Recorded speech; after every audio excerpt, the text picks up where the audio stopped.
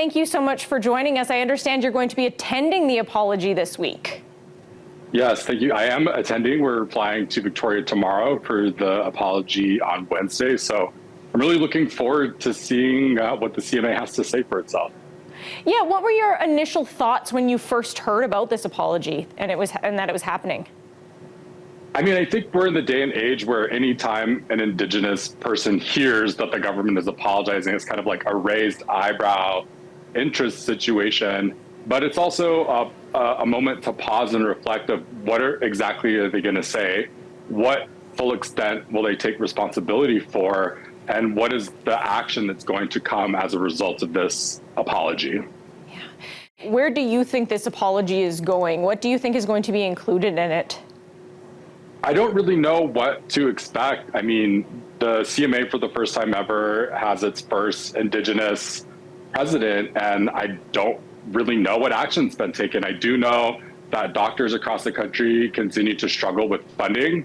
There continues to be a shortage of medical professionals on reserve and in cities catering towards the specific needs of Indigenous populations. Hospitals continue to coerce patients into sterilizations. Families still have to be evacuated from remote communities to give birth. Programs are chronically underfunded. Health directors are undersupported. Nations are declaring support of, declarations of emergency with no support from the provincial or federal government.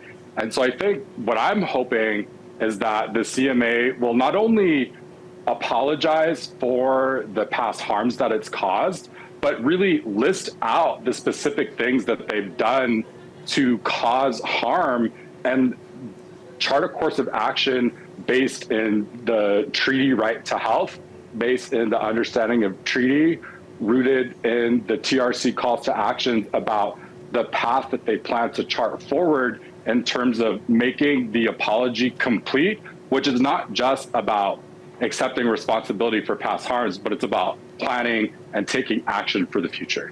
It's that action that was going to make the difference, isn't it? The healthcare system in rural places, which I'm very fortunate to travel to as a public speaker, is not funded.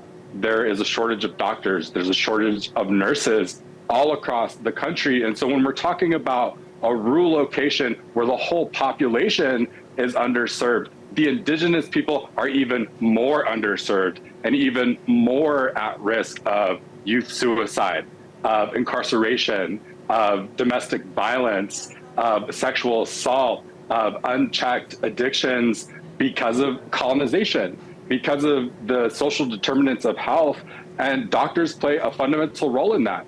I mean, if you look at the typical appointment time, which is 10 to 15 minutes, that's not enough time. It's not enough time for someone, think of it like this, someone who's been abused their whole life, who doesn't have a voice for themselves, who maybe doesn't have gas money, who maybe doesn't have a car, who has been sexually assaulted in a hospital, as I have been, is sitting in the doctor finally thinking that they're gonna get the help that they're entitled to, and they deal with one issue out of 20 for 10 to 15 minutes.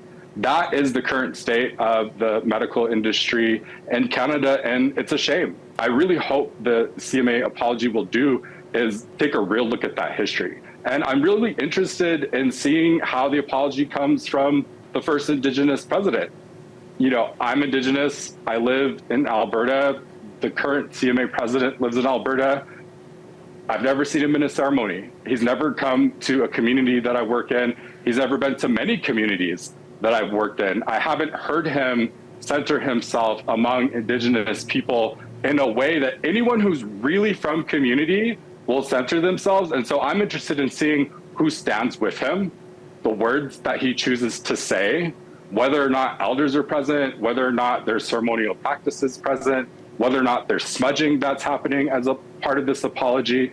Because the fact of the matter is that there are two healthcare systems that are in Turtle Island. There's the Western-based healthcare system, and there's the traditional healthcare system, which has been oppressed for hundreds of years and continues to be oppressed.